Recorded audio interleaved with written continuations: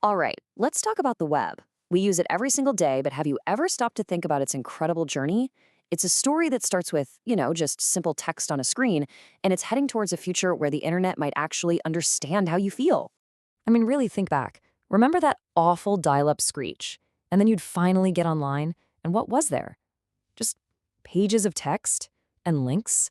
It was basically a one-way street of information. That's a whole different universe from the web we live in today, right? So this whole evolution, this whole story, can really be broken down into 5 big steps. It's a timeline that takes us from a web we could only read to one we could write on.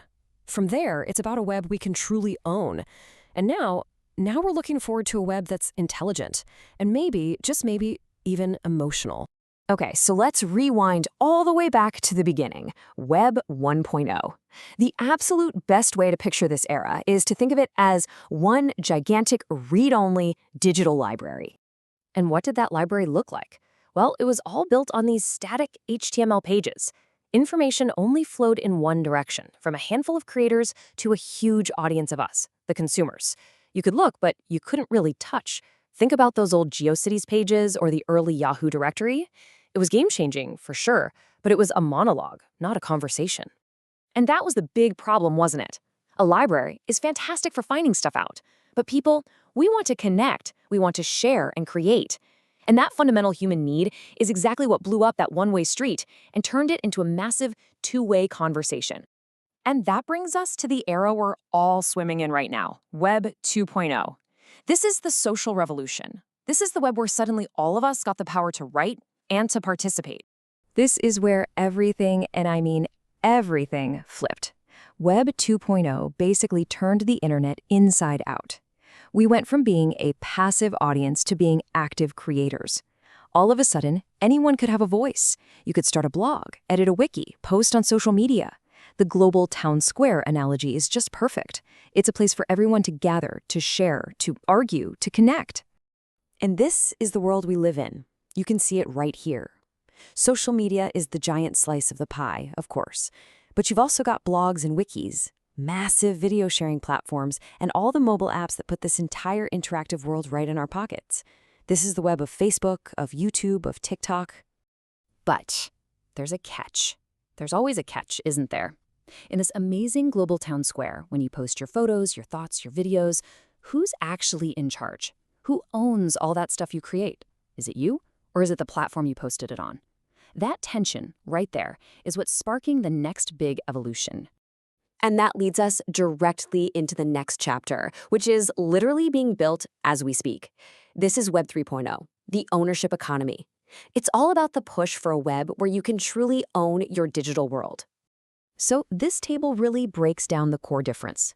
In Web 2.0, our data, our content, it all lives on servers owned by giant companies. Web 3.0 wants to flip that script. It's built on decentralized networks, using things like blockchain and crypto, and the whole goal is to put ownership and control of your data back into your hands. It's a shift from the platform's web to the people's web. But the journey doesn't stop with just ownership. When we look even further down the road, the whole evolution starts to become less about technology and data and more about the web's relationship with us.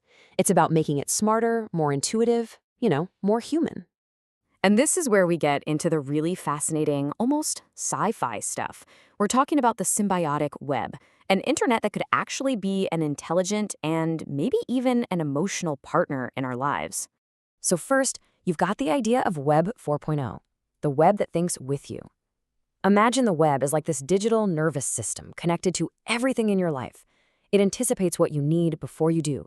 It books a meeting because it knows your schedule. It turns up the thermostat because it knows you're heading home. It's a true partner. And if you think that sounds wild, then Web 5.0 takes it to a whole other level. This is the concept of an empathetic web, one that can interact with us based on our emotions, maybe through some kind of advanced brain-computer interfaces.